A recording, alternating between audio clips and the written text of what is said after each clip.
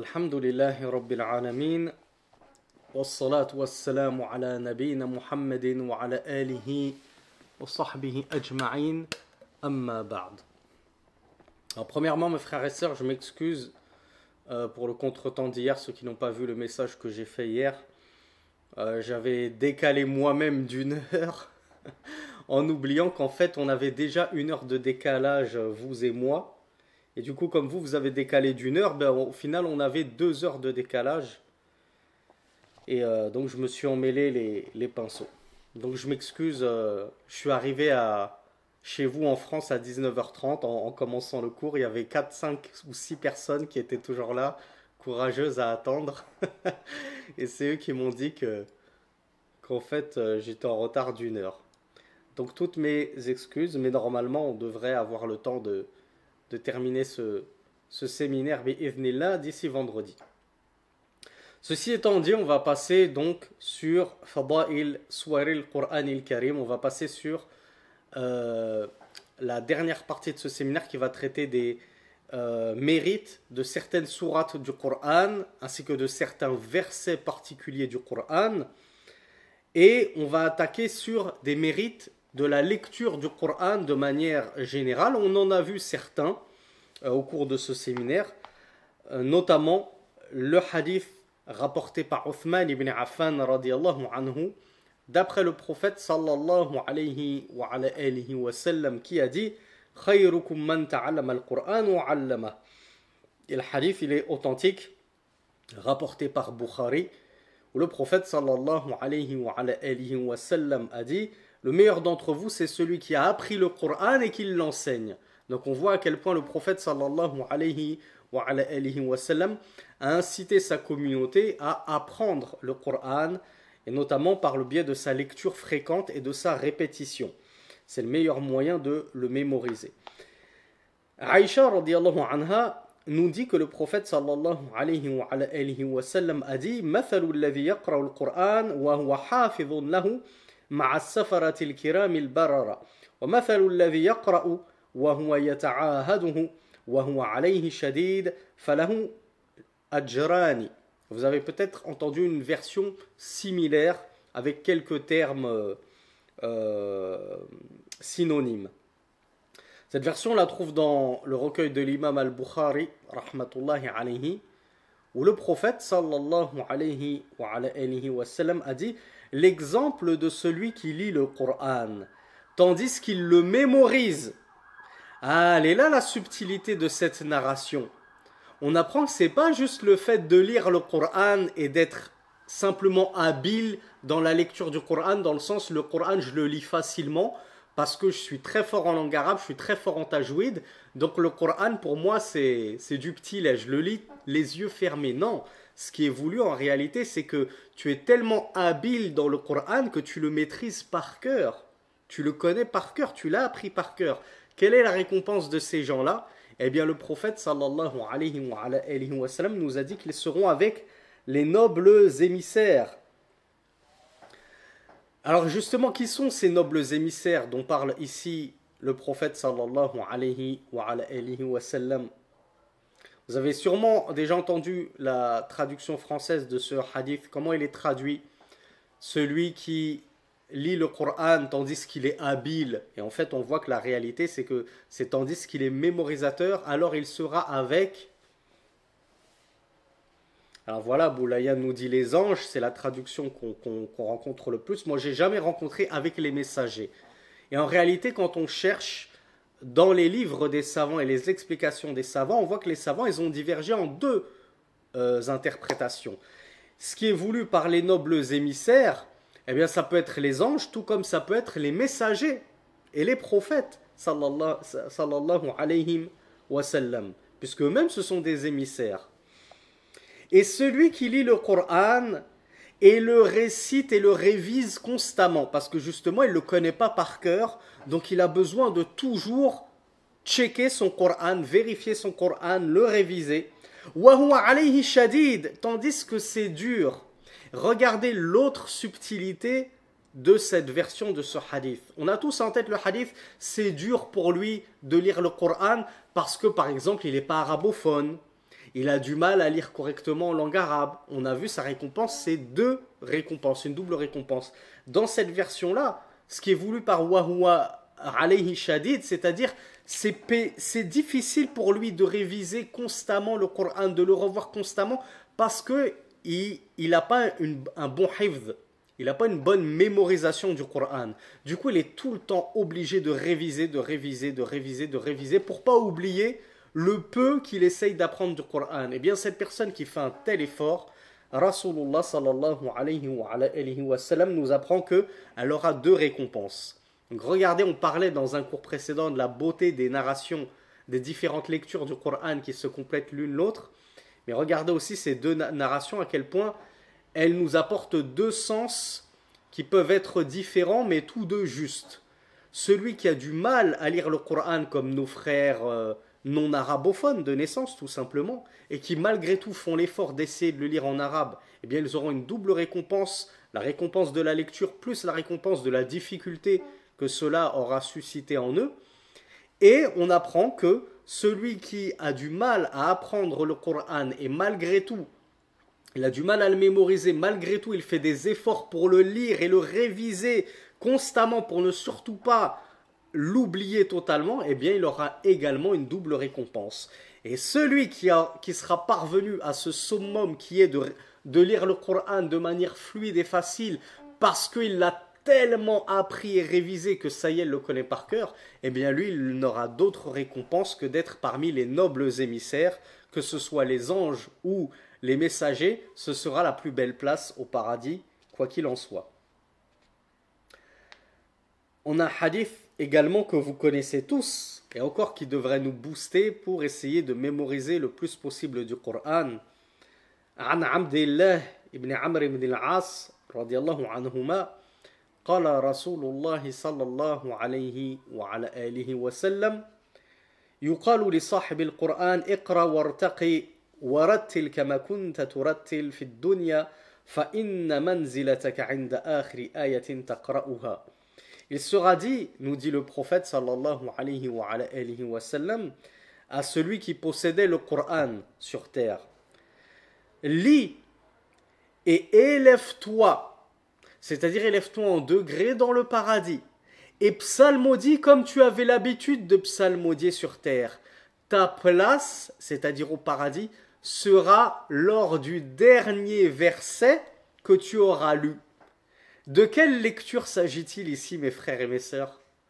Est-ce que vous pensez que ce qui est voulu dans ce hadith, c'est que Allah il va nous donner un mushaf et qu'on va lire directement dans le mushaf, et c'est comme ça qu'on s'élève en degré au paradis? Mais dans ce cas-là, un grand nombre en serait capable. La quasi-intégralité des arabophones iraient tous au plus haut degré du paradis, alors s'il suffit de lire comme ça. Donc effectivement, ce qui est voulu, c'est lis de tête. Lis de tête le Coran. On va voir à quel point tu as accordé de l'importance à ce Coran dans cette dunya. À quel point tu as fait des efforts pour l'apprendre par cœur et le mémoriser. Eh bien, lis et Allah te propulsera aussi haut que s'arrêtera ta lecture du Coran. Il y a un hadith étonnant d'après Uqbat ibn Amir radiyallahu anhu qui a dit que le prophète sallallahu alayhi wa sallam a dit: لو جعل القرآن في إهاب ثم ألقي في النار ما احترق وفي رواية ما مسته النار. Ce hadith il est authentique. Cheikh Al-Albani rahmatullahi alayhi l'a authentifié dans sa silsila sahiha, numéro 3562 pour ceux qui aimeraient un petit peu creuser la recherche au sujet de ce hadith. Donc 3562 de la silsila sahiha. Le prophète sallallahu alayhi wa sallam a dit: si le Coran était placé dans une peau, un ihab, de base c'est une peau en cuir, un morceau de cuir, puis qu'il était jeté dans le feu, il ne brûlerait pas. À votre avis, est-ce que déjà vous avez entendu déjà parler de ce hadith?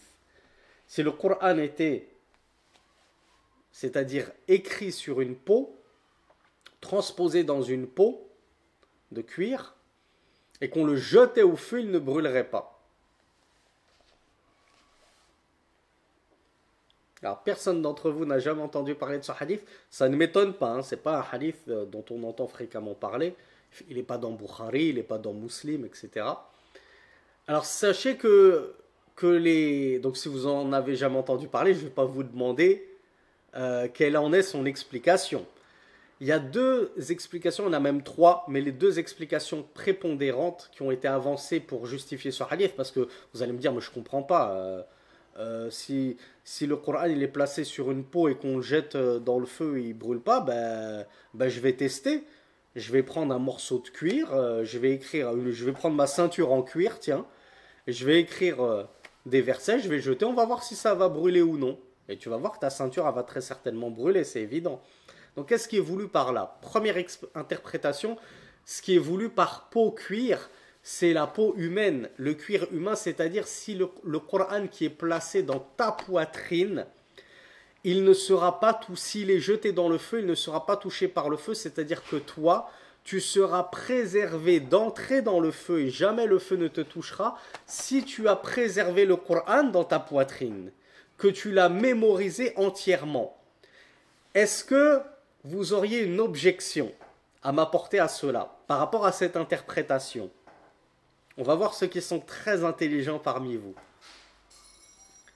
Est-ce que c'est vraiment correct d'avancer cela comme ça sans détailler?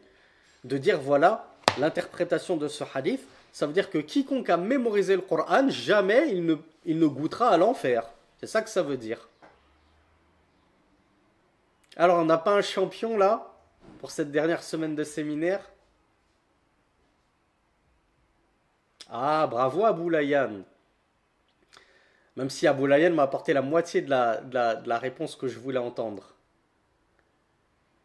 Alors, Anil et Idriss me parlent des hypocrites. Alors, oui, c'est juste. Je pense pas qu'il y ait énormément d'hypocrites qui soient hafidhul Qur'an. Là, ce qui est voulu, c'est celui qui a le Qur'an en entier. Eh bien, il y a des savants qui ont objecté à cela en disant les Khawarij. Il y a un hadith du messager d'Allah sallallahu alayhi wa sallam qui nous disait que les Khawarij ils feront tellement d'œuvres de bien qu'on enviera leurs adorations par rapport aux nôtres. Ils auront le Coran mieux que nous. Ils le maîtriseront, ils le mémoriseront mieux que nous. Cependant, leur Coran ne dépassera pas leur clavicule ou leur gorge parce qu'ils ne le comprendront pas et ne le mettront pas en pratique. Donc on voit que ce qui est voulu par celui qui a mémorisé le Coran, qui a le Coran dans sa peau, dans son cœur, le feu ne le touchera jamais. En réalité, ce qui est voulu, c'est qu'il doit avoir mémorisé le Coran, mais aussi l'avoir mis en pratique. Parce qu'à quoi te sert ton Coran mémorisé si au final tu pratiques tout le contraire et que tu crées des effusions de sang et que tu sors contre les dirigeants des musulmans et que tu excommunies tes frères et tes sœurs en islam pour des péchés, etc., etc. Et que dire des hypocrites dont vous me parliez. Donc ça, c'est par rapport à la première interprétation. Deuxième interprétation, il y a des savants qui disent qu'en fait, ceci n'était que du temps du messager d'Allah sallallahu alayhi wa sallam. De sorte qu'Allah avait tellement préservé le Coran que si un compagnon était amené à écrire des morceaux de Coran, des passages du Coran sur une peau de cuir, vous savez qu'à l'époque, ils n'avaient pas tous des beaux mushaf comme nous, avec de belles feuilles, de belles reliures, de belles couvertures. Parfois, ils écrivaient ça sur des os, sur des pierres, sur des morceaux de cuir. Eh bien, ce qui est voulu, selon cette deuxième interprétation, c'est que Allah subhanahu wa ta'ala, à l'époque du prophète, sallallahu alayhi wa sallam, a tellement sauvegardé son Coran que si quelqu'un se mettait à le rédiger sur une peau de cuir, puis que cette peau, pour une raison ou une autre, elle était jetée dans le feu, eh bien, ça ne brûlerait pas. Le Coran qui serait contenu ne brûlerait pas. Les versets ne brûleraient pas.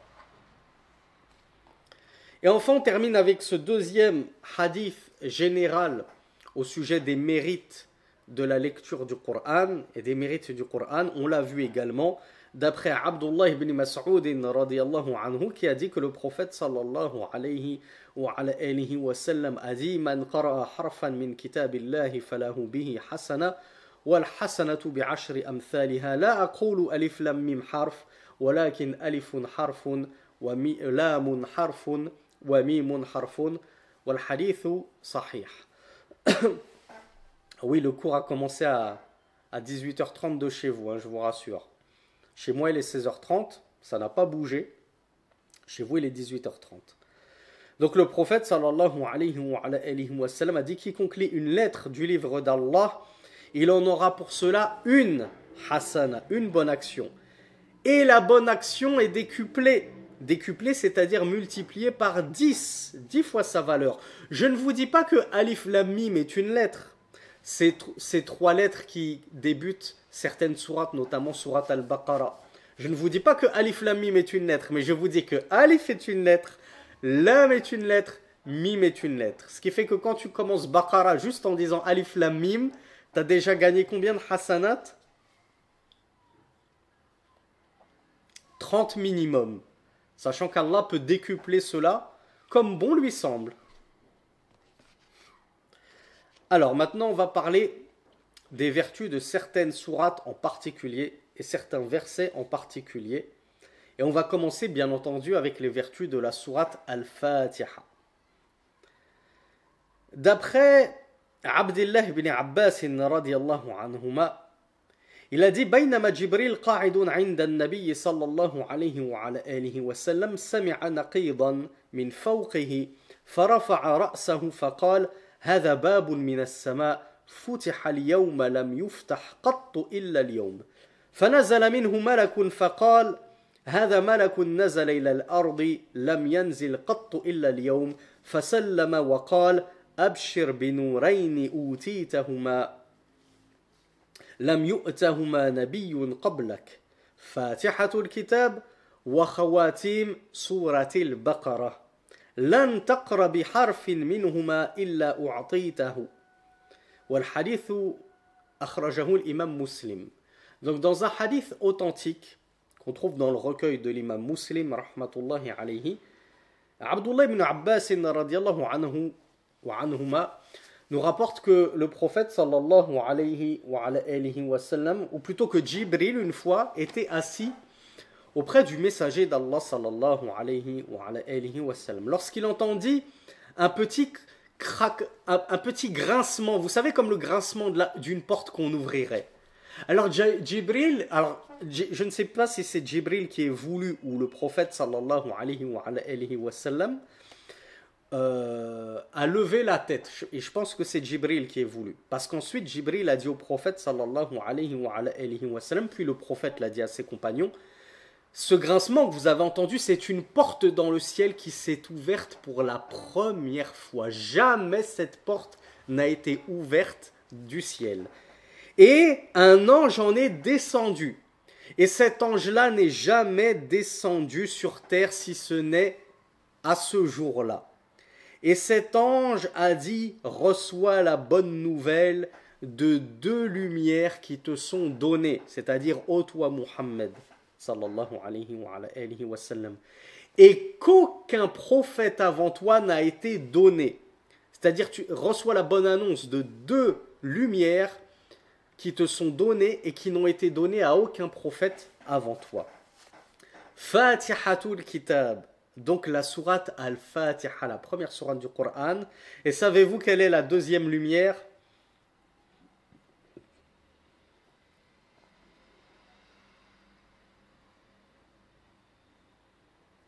Alors, c'est pas le Baqarah, c'est encore plus précis que ça.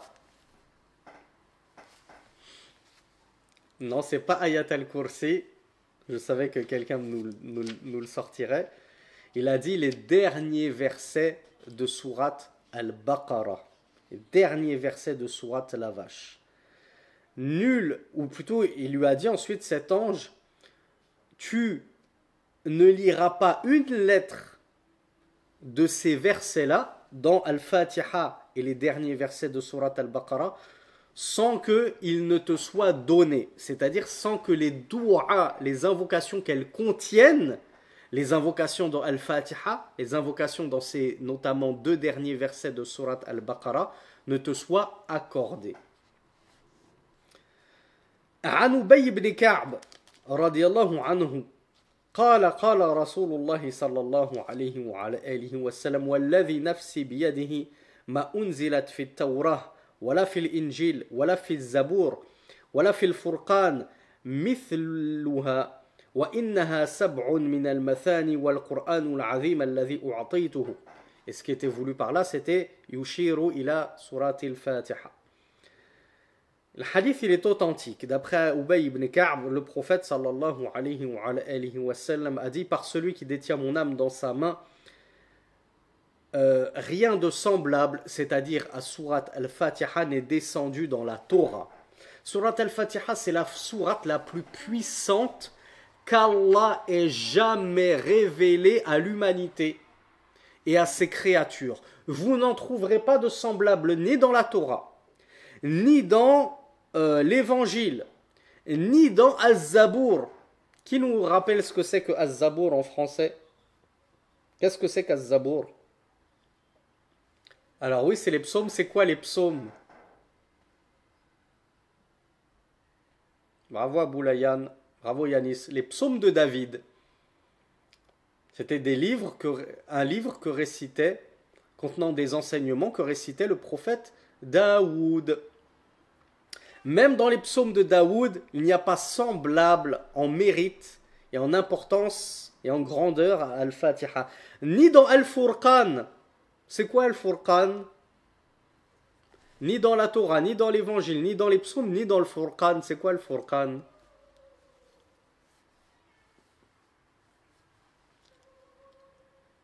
Alors là, dans votre tête, vous vous dites, qu'est-ce qui reste comme livre là qu'on connaît? Les feuillets d'Abraham. Ah, il y en a deux qui m'ont dit ça. Alors oui, Evon Norain, le discernement, effectivement, mais qu'est-ce qui est voulu par le discernement? Alors bravo à Boulayan. C'est le seul à m'avoir apporté la bonne réponse à Boulayan. Vous ne savez pas quel est ce livre qui est nommé Al-Furqan? Bien, c'est le Coran lui-même. C'est-à-dire que même dans le Coran lui-même, le Coran, c'est celui qui fait la distinction entre le vrai et le faux, la mécréance et le monothéisme, la foi et l'association. Même dans le Coran, il n'y a pas de sourate semblable à sourate al-Fatiha, tellement elle est grandiose et importante. Dans un hadith rapporté par Abu Hurayra, radiyallahu anhu, le prophète, sallallahu alayhi wa sallam, a dit: Man salla salatan lam yaqra fiha bi ummil kitab ou bi ummil Qur'an fahiya khidaj thalathan ghayru tamam. Abu Hurayra nous rapporte ce hadith que vous connaissez tous, je suppose, où le prophète sallallahu alayhi wa sallam a dit: quiconque prie une prière dans laquelle il ne lit pas la mère du Coran, alors elle est incomplète. Et il l'a dit à 3 reprises: incomplète, incomplète, incomplète. Ce qui est voulu par la mère du livre, c'est-à-dire l'introductrice. L'introductrice du livre, c'est-à-dire surat Al-Fatiha. Et comme c'est Abu Hurayra qui a rapporté ce hadith, ses élèves, ou un de ses élèves lui a posé la question: Inna nakun wara al-imam. Mais nous, on se trouve derrière l'imam. Nous, les hommes, on est censé prier en jama'a derrière un imam. On fait comment, du coup, quand l'imam, il lit Al-Fatiha? Vous faites comment, mes frères et mes sœurs, qui priez les tarawih à la mosquée? Quand l'imam, il lit Al-Fatiha à voix haute, est-ce qu'on ne doit pas lire? On doit se taire, on doit l'écouter? Ou bien on applique ce hadith où le prophète sallallahu alayhi wa sallam nous dit que celui qui ne lit pas la Fatiha dans sa prière elle est incomplète, c'est-à-dire elle est invalide, elle n'est pas acceptée, ta prière. Alors je vois que vous connaissez la divergence. En réalité, il y a plusieurs avis de savants sur la question de tout temps, hein. La divergence, ça n'est pas nouvelle. Il y a des savants comme l'imam al-Shafi'i qui considèrent, en vertu de ce hadith et d'autres, qu'il est donc obligatoire pour tout un chacun de lire Al-Fatiha. Que tu sois imam ou ma'moum, que tu sois dirigeant de la prière ou dirigé dans la prière, tu dois la lire. Il y a un avis intermédiaire, notamment qui a été rapporté dans le madhab de l'imam Ahmed, qui dit: si l'imam, après avoir lu Al-Fatiha, il marque un temps, et d'ailleurs c'est pour ça que dans le madhab Shafi'i, vous trouverez qu'il ils vous disent qu'il est mustahab, recommandé pour l'imam de marquer un certain temps, une pause après la lecture d'Al-Fatiha, avant d'enchaîner avec la deuxième sourate, afin de laisser aux fidèles derrière le temps de lire pour eux Al-Fatiha. Donc chez l'imam Ahmed, on nous dit, si l'imam marque une pause, alors lis la Fatiha à ce moment-là, comme ça tu sors du khilaf. Sinon, s'il ne marque pas de pause, ne lis pas la Fatiha. Car le prophète a aussi dit, sallallahu alayhi wa sallam, dans un hadith tout autant authentique, si ce n'est plus, lorsque l'imam lit, écoutez, faites silence. Et on a vu dans un verset, dans un cours précédent, qu'Allah subhanahu wa ta'ala nous dit que lorsque le Coran est récité, fa'ansitu lah, écoutez-le. Donc ça veut dire ne vous distrayez pas par autre chose, ne vous préoccupez pas d'autre chose que de l'écoute du Coran lorsqu'il est récité. Même pour lire Al-Fatiha. Donc voilà un petit peu la divergence des savants. Certains voient qu'on doit lire, d'autres disent que tu lis lors des pauses de l'imam, et s'il n'y a pas de pause, tu ne lis pas. Et d'autres voient que de toute façon la récitation de l'imam vaut récitation pour les fidèles. Donc à partir du moment où l'imam a lu sa Fatiha, ça vaut pour toi, sa lecture vaut pour toi, il te dispense de lire Al-Fatiha. On va voir l'avis d'Abu Huraira. Abu Huraira, il a fait son ijtihad, son effort de réflexion. On lui a dit, mais nous on se trouve derrière l'imam. Alors il a dit, Iqra biha fi nafsik. Lis-la dans ta tête, lis-la en ton fort intérieur Al-Fatiha. Fa inni sami'tu Rasulallahi sallallahu alayhi wa ala alihi wa sallam. Et là, Abu Huraira, il nous rapporte un deuxième hadith encore plus magnifique que le premier. Il nous dit, car certes, j'ai entendu le prophète sallallahu alayhi wa ala alihi wa sallam dire, Qala Allahu ta'ala, Allah a dit. Ça s'appelle comment ça, quand le prophète sallallahu alayhi wa ala alihi wa sallam nous dit, Allah a dit? Bravo. Un hadith qudsi, en arabe qudsi, divin. C'est Allah qui parle directement. C'est pas du Coran, mais c'est la parole d'Allah. Le messager d'Allah sallallahu alayhi wa sallam nous avait donc appris qu'Allah azza wa jalla a dit Qasamtu as-salata bayni wa bayna 'abdi nisfayni. J'ai divisé la prière entre moi et mon serviteur en deux. Wa li 'abdi ma sa'al. Et à mon serviteur ce qu'il demandera. Allahu akbar. Fa idha qala al-'abdu alhamdulillahi rabbil alamin qala Allahu hamidani 'abdi.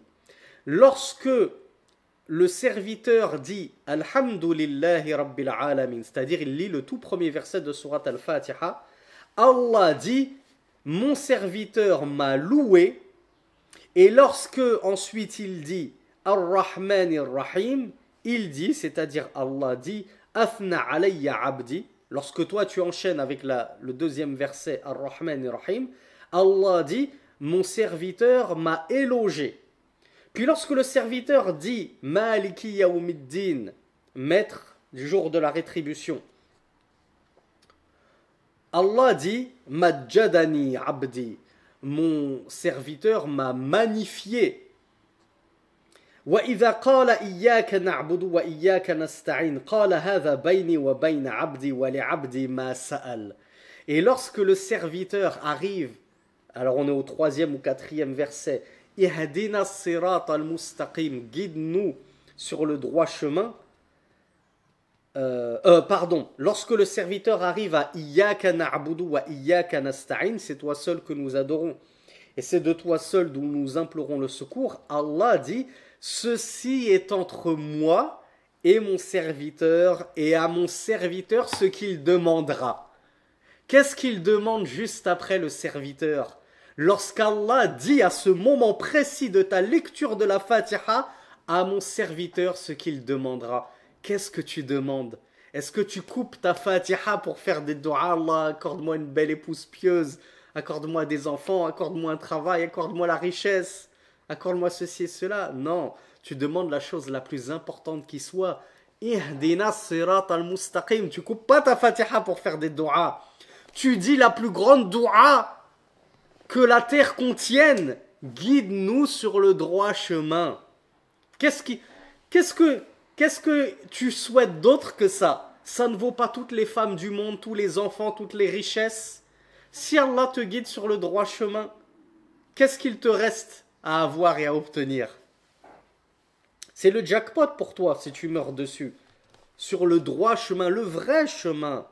La vraie voie authentique, c'est ça qu'on demande à Allah subhanahu wa ta'ala. Qu'il nous préserve de toutes ces déviances, de toutes ces tares, de toutes ces catastrophes qu'on rencontre de nos jours. Encore, j'ai passé des heures à être horrifié sur les réseaux sociaux à cause d'une fitna assez récente, à découvrir que, enfin je l'avais déjà découvert, mais de voir que la Oumma est gangrénée par le fléau du féminisme. Et ne pensez pas que seules les femmes sont concernées. Nous avons des frères qui sont féministes. C'est incroyable. Le féminisme, c'est l'opposé même de l'islam. C'est l'opposé même de la voie tracée par le prophète sallallahu alayhi wa sallam. Imaginez-vous qu'une femme, une sœur est allée tellement loin dans son égarement, dans le féminisme, qu'elle a dit « Les femmes font mieux da'wa que les hommes ». Allahu Akbar. Si ça, ce n'est pas une parole qui fait sortir son auteur de la religion. Bien sûr, إِذَا اجْتُنِبَتِ الْمَوَانِعُ وَحُقِّقَ الشُّرُوطُ. Alors non, c'est pas Aïn Nour qui a dit ça, c'est une de ses élèves justement qui la défendait. Elle a dit les femmes font mieux da'wa que les hommes. Donc ça veut dire qu'Allah subhanahu wa ta'ala s'est trompé et au lieu de nous envoyer des femmes comme prophètes et messagers, il nous a envoyé que des hommes. Au lieu de faire que les plus grands savants de ce siècle qui nous ont transmis cette science, ce soient les femmes, et qu'on prenne la science des femmes, et que les meilleurs tafasirs soient écrits par des femmes, Allah il a mal préservé sa religion, il a fait que ce soit des hommes qui soient les héritiers justement des prophètes. Si ça c'est pas une parole de kouf akbar, d'une immondice sans nom. Je suis tombé là-dessus tout à l'heure. Eh bien, figurez-vous qu'une telle personne qui dit de telles horreurs, elle a des dizaines de milliers de followers qui la soutiennent. Et parce que je vous ai dit, le féminisme a rongé les cœurs. Il a gangréné notre Ummah. Et on a des sœurs et des frères qui pensent pouvoir être musulmans tout en étant féministes. Et pire que cela, on a des sœurs et des frères qui écrivent en bio dans leur profil Ahlu Sunna wal Jama'a. Donc ils pensent faire partie des gens de la Sunna et du groupe tout en défendant ce type de propos et ce type de féminisme. Donc comment voulez-vous qu'on ait d'autres dou'a à placer dans nos qiyam, dans nos soujouds, que la demande de la guider? Et qui se souvient, qui a assisté à notre séminaire sur le tafsir, ou qui a vu notre vidéo sur Tafsir al-Fatiha, que j'avais donné chez moi en dehors d'un séminaire il y a des années. Quel est l'exégèse en réalité de ce verset « Guide-nous sur le droit chemin » ?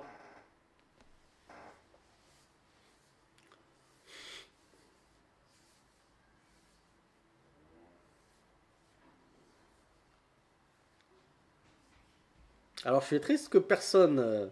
Wow, bravo Abou Layam. Je suis rassuré que...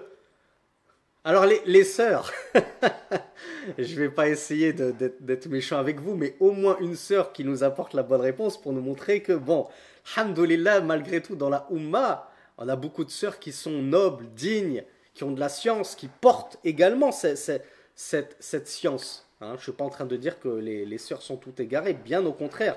D'ailleurs moi-même j'ai souvent encouragé les sœurs à faire une belle da'wa, mais une da'wa authentique, correcte, basée sur le Coran et la Sunna, s'abritant derrière les ulama, et non pas une da'wa basée sur les passions et sur le féminisme. Alors bravo Mia, je pense que Mia est une sœur, donc elle fait honneur aux sœurs.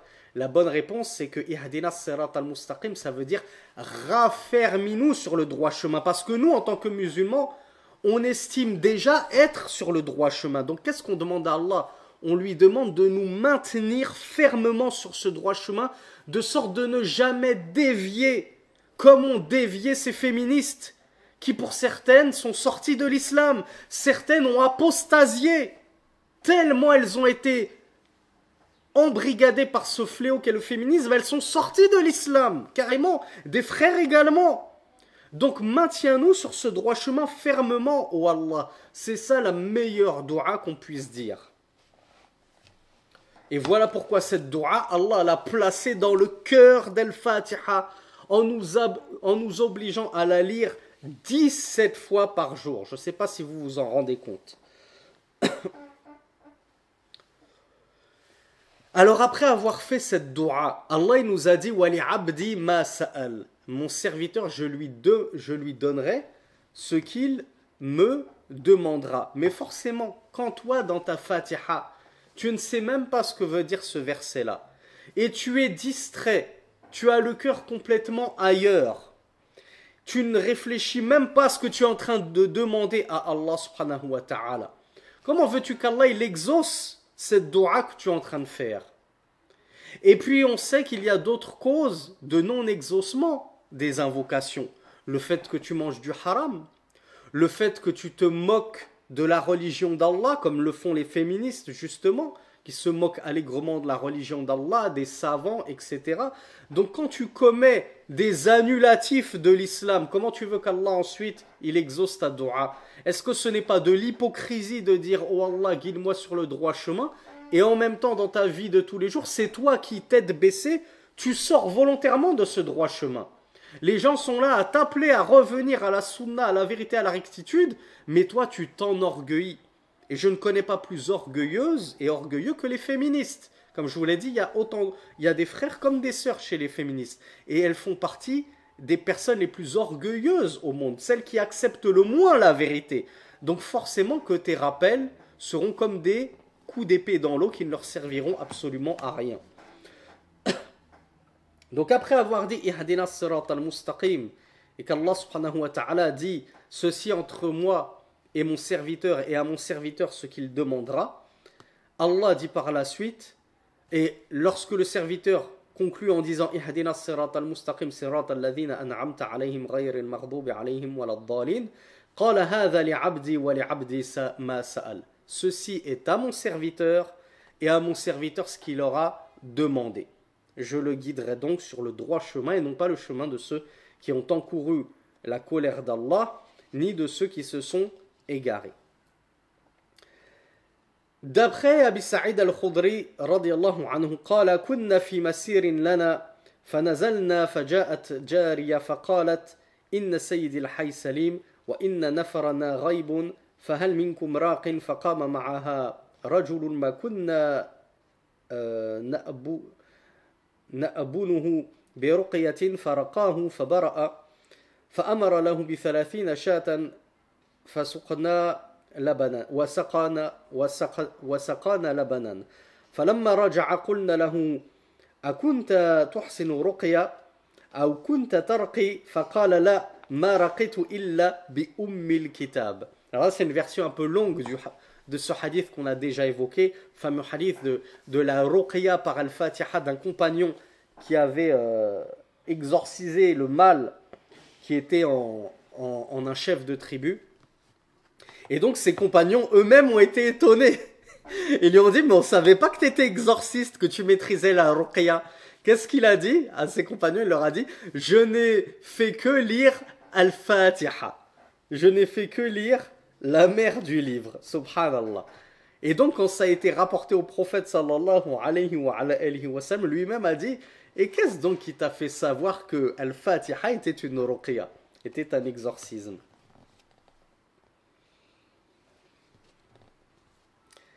D'après Abi Sa'id ibn al-Mu'alla, le prophète sallallahu alayhi wa sallam lui a dit un jour la u'allimanaka suratan hiya a'zamu as-suwar fil Qur'an qabla an takhruja min al-masjid. Un jour le prophète sallallahu alayhi wa sallam avait dit à son compagnon à Abu Sa'id, je vais certes t'informer d'une sourate qui est la plus immense sourate du Coran avant que tu ne sortes de la mosquée. Puis le prophète sallallahu alayhi wa sallam a failli sortir de la mosquée sans l'en informer. Alors le compagnon lui a rappelé cela. Alors le prophète sallallahu alayhi wa sallam lui a dit Alhamdulillahi Rabbil Alamin. C'est-à-dire, il a lu le premier verset de Surat Al-Fatiha. Et il l'a décrite en disant Hiya sab'ul mathani wal Qur'anul azim alladhi utituhu. Le hadith, il est rapporté par Bukhari, rahmatullahi alayhi. Il lui a dit, donc, la plus importante et immense sourate du Coran, c'est Alhamdulillahi Rabbil Alamin, c'est-à-dire Al-Fatiha. Il a dit, ce sont les 7 répétés, et elle est le Coran immense qui m'a été donné. C'est comme si la Fatiha était tellement immense qu'elle représentait tout le Coran. Le Coran, c'est Al-Fatiha. Comme on dit pour montrer l'importance d'une chose, Al-Hajj Arafa. Le pèlerinage, c'est Arafat. On sait tous que dans le rite du pèlerinage, il n'y a pas que la station à Arafat. Mais c'est le rite tellement le plus fondamental et prépondérant, à tel point que les savants ont dit celui qui rate Al-Wuquf bi Arafat, la station à Arafat, ça y est, son hajj, il est foutu. Il ne peut pas le compenser, le rattraper. Eh bien, c'est pareil. Si tu rates Al-Fatiha, notamment dans ta prière, tu ne peux plus compenser ta prière. Elle est invalide.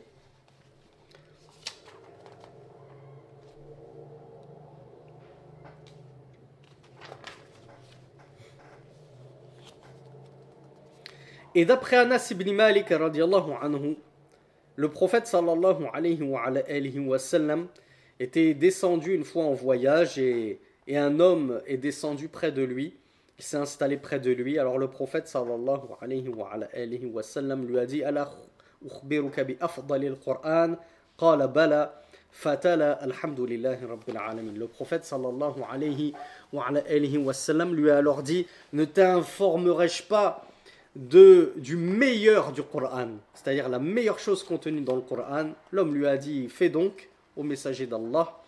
Alors il lui a dit Alhamdulillahi Rabbil Alamin, c'est-à-dire qu'il lui a récité le premier verset de Surat Al-Fatiha. Donc Surat Al-Fatiha, sans discussion aucune et sans négociation aucune, c'est la plus immense sourate du Coran. Question piège, qui d'entre vous, lorsqu'il est malade, se soigne avec Surat Al-Fatiha? Qui d'entre vous soigne sa femme, sa maman, son papa, sa sœur, son frère, ses amis, ses enfants avec Surat Al-Fatiha? Qu'est-ce qu'on fait tous? On court chez le médecin, on court se droguer de Doliprane, etc., etc. Qui d'entre vous se rappelle de la valeur de Surat Al-Fatiha? Ce chef de tribu s'était fait piquer par un scorpion ou un serpent, je ne sais plus.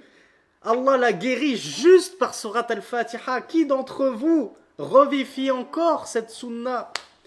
Qui d'entre vous a l'importance de Surat Al-Fatiha dans le cœur?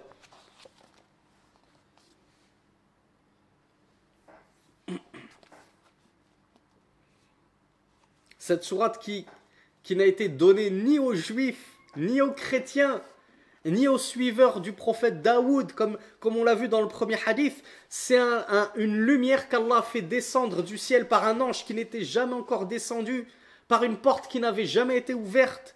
Et parmi ces 2 lumières qu'on a données à Muhammad et qu'on a données à aucun prophète avant lui, Surat Al-Fatiha, barakallahu fikum, mettez-la en pratique, lisez-la fréquemment, pas que dans votre prière. Alors, une autre sourate très très importante, la 2e sourate du Coran, Surat Al-Baqarah.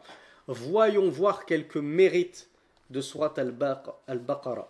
Alors oui, il y a Sab qui nous dit est-ce que ça suffit de lire Surat Al-Fatiha avec l'intention de demander la guérison? On a vu que ça a suffi à guérir un homme. Et le prophète sallallahu alayhi wa sallam a agréé cela.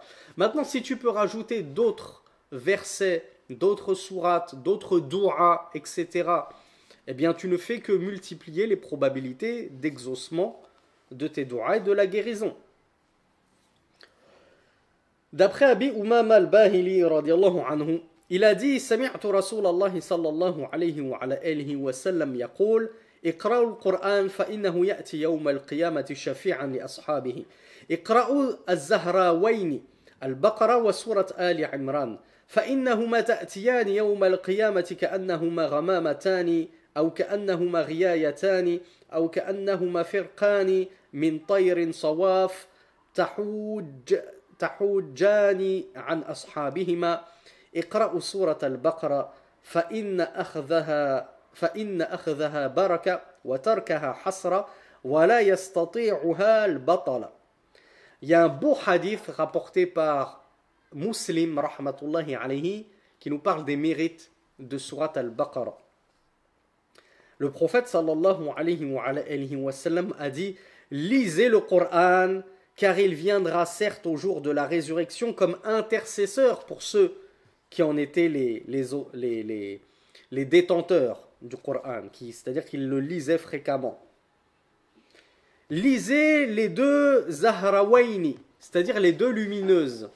Qu'est-ce que le prophète a décrit comme étant les deux lumineuses à votre avis?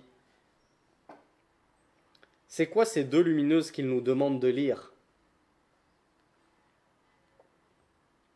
Alors, Abou Layyan, il a la bonne réponse. Alors, Yanis nous dit Ayat al-Kursi. Non, ce n'est pas ça. Dunya nous parle de Al-Falaq et An-Nas, les deux dernières sourates du Coran. Non, ce n'est pas ça. Bintamin nous parle de Fatiha et Baqarah. C'est toujours pas ça. Il n'y a que Abou Layyan qui sait quelles sont ces deux lumineuses que nous a enjoint de lire fréquemment le prophète sallallahu alayhi wa sallam. Alors non, Bintamin, ce n'est pas les deux derniers versets de Baqarah. Non, Yanis, ce n'est pas Al-Kahf. Non, Azus, ce n'est pas les deux derniers versets d'Al-Baqarah. Alors Reda, il a la bonne réponse. Mia, elle a la bonne réponse. Alors non, Nassim, ce n'est pas l'Ikhlas ou Al-Mulk. Anil non plus, ce n'est pas Al-Mulk. Ahmed, il a la bonne réponse. J'espère que vous les avez toutes lues, ces deux sourates, durant ce mois de Ramadan, au moins que vous avez réussi à les terminer. C'est Al-Baqarah, la deuxième sourate du Coran, la vache, et Al-Imran, la famille de Imran, troisième sourate du Coran. Imran, qui était-il, qui nous le rappelle? J'espère qu'il n'y aura pas de faute parce que je vous ai posé la question en début de séminaire. On va voir qui a pris la note, qui se souvient. Qui était Imran ici, dans la famille de Imran qui est voulu?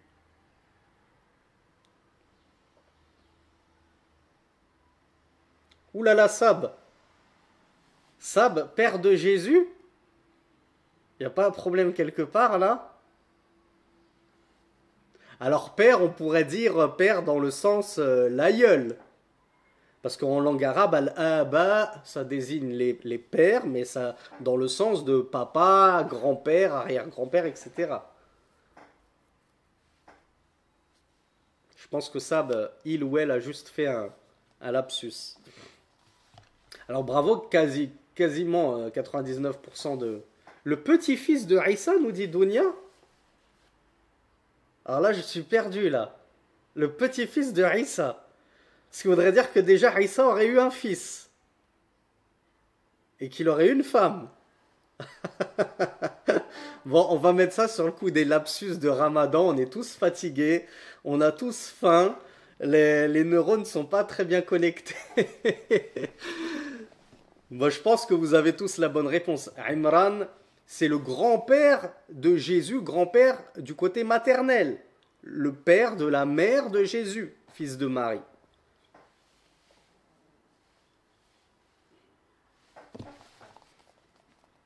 Donc le prophète sallallahu alayhi wa sallam nous a dit donc, lisez le Coran car il viendra au jour de la résurrection comme intercesseur pour ceux qui le lisaient. Lisez les deux lumineuses, la vache et la sourate Al-Imran, car certes toutes deux viendront au jour de la résurrection comme deux nuages, ou bien comme deux ombres, ou bien comme deux, c'est pas moi qui dis ou bien, c'est le rapporteur, c'est le prophète sallallahu alayhi wa sallam, soit qui a dit ou bien, soit c'est le rapporteur du hadith qui a un doute. Ou bien comme deux amas d'oiseaux aux ailes déployées, vous savez quand les oiseaux ils volent en bande comme ça avec les ailes déployées, qui viendront argumenter en faveur de leurs détenteurs, c'est-à-dire en faveur de leurs lecteurs, ceux qui lisaient abondamment Surat al-Baqarah et Al-Imran. Elles viendront sous la forme de deux fumées, deux ombres, deux nuages ou deux oiseaux, deux amas d'oiseaux, pour te défendre, Yaoum al-Qiyamah, et dire Allah, il nous lisait fréquemment, fais-lui miséricorde, préserve-le du feu. Donc pour intercéder en ta faveur. Lisez Surat al-Baqarah, répète dans le même hadith le prophète sallallahu alayhi wa sallam. Car certes, la maintenir est une bénédiction.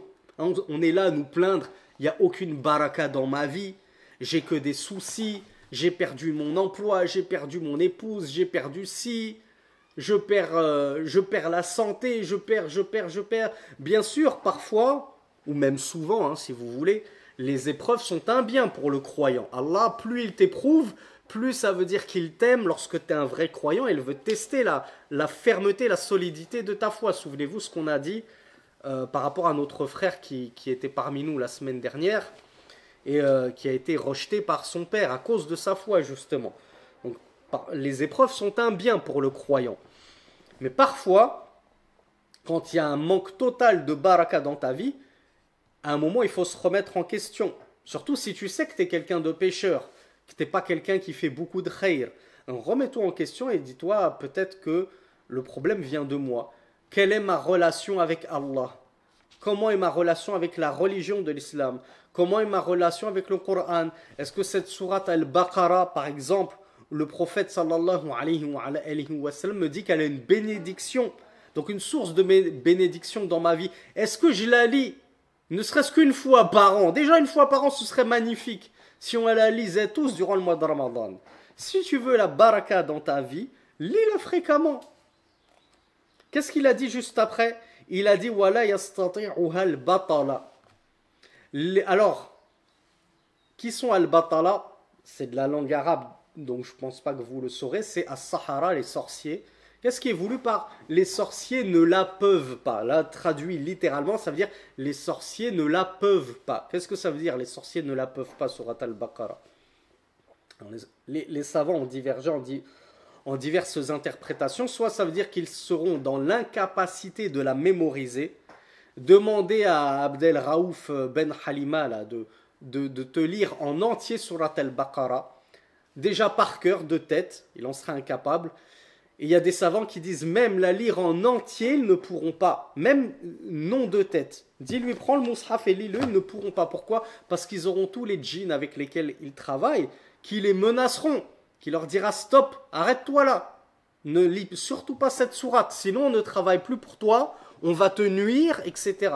Donc voilà pourquoi les sorciers sont incapables de lire sourate al-Baqarah et encore davantage de l'apprendre par cœur.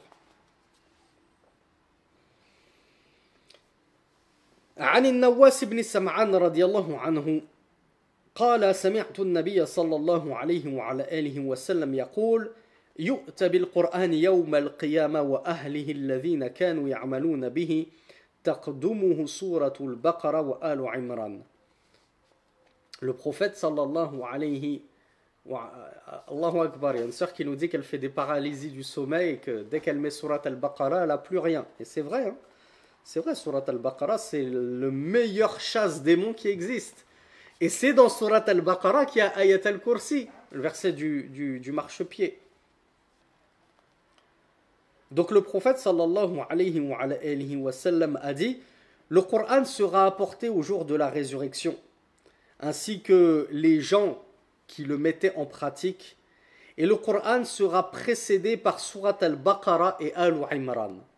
Kaif, Allahu a'lam. Ça fait partie de l'invisible dont nous n'avons pas à nous avancer, à essayer de donner des images, des métaphores et des représentations et des interprétations.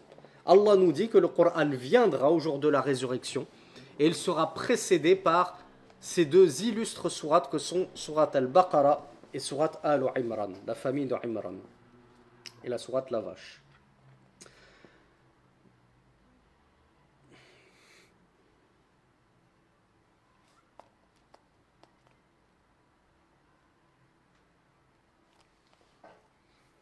Abu Huraira radiallahu anhu nous rapporte que le prophète sallallahu alayhi wa sallam a dit La taj'alu buyutakum maqabir inna ash-shaytana yanfiru min al-bayt alladhi tuqra'u fihi suratul Baqarah.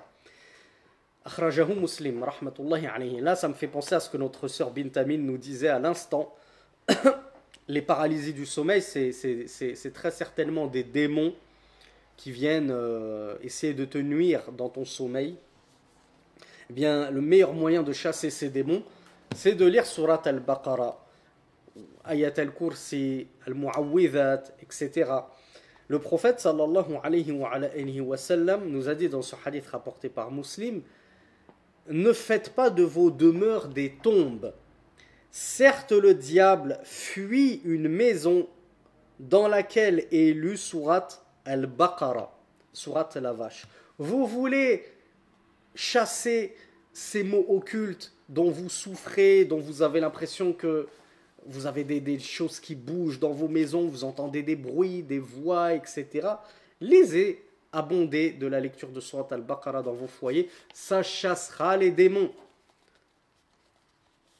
Mais bien sûr, je suis désolé de vous rappeler cette vérité que vous détestez m'entendre dire à chaque fois et qui vous fait tellement grincer des dents, mais je vous le dis pour votre bien, comment voulez-vous pouvoir mettre en pratique toutes ces magnifiques exhortations du prophète sallallahu alayhi wa sallam si vous n'avez pas la langue arabe?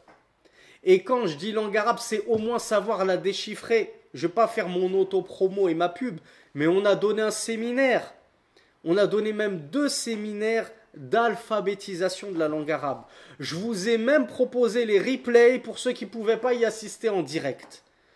Donc, quelle excuse ont les gens pour dire ouais, mais je ne parle pas arabe. Tu peux au moins prendre un séminaire qui te coûte pépette, te coûte 20 €. Pour 20 €, tu sais lire, déchiffrer la langue arabe. Tu seras capable de lire le Coran, de lire Surat al-Baqarah, de chasser les démons. Qu'est-ce que 20 € pour un séminaire, contrairement à 200, 2000 €? Certains ont claqué 10 000 € chez des charlatans d'exorcistes qui n'ont fait que leur rajouter ténèbres sur ténèbres, et confusion sur confusion, et égarement sur égarement. Donc, barakallahu fik, mes frères et sœurs, vous voulez pas prendre mon séminaire, ne le prenez pas, je m'en fiche, il n'y a pas de souci. Mais étudiez la langue arabe, allez l'étudier. Essayez juste, si possible, de l'étudier chez des personnes compétentes et dignes de confiance qui ne vous égareront pas du droit chemin, comme on le disait tout à l'heure.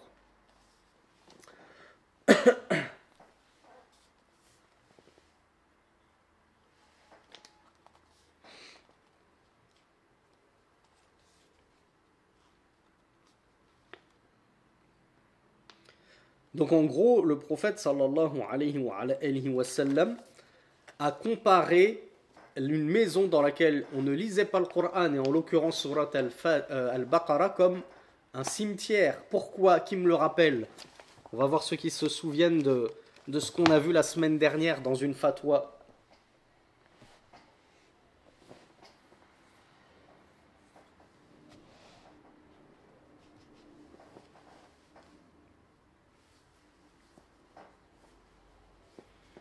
Alors pourquoi est-ce que Rasulullah a comparé une maison dans laquelle on ne lit pas le Coran, et notamment ici surat al-Baqarah, à un cimetière? Ça fait écho à quelle fatwa qu'on a vu la semaine dernière?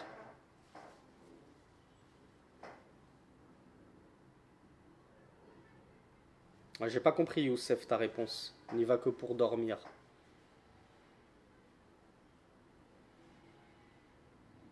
Ah, Abou Layyan, c'est le champion du séminaire, hein? Heureusement qu'il est là à chaque fois. Alors oui, Bintamin, c'est juste et pas juste. Bintamin, elle nous dit on ne fait pas d'adoration dans les cimetières. Est-ce que c'est vrai ce qu'elle dit, Bintamin?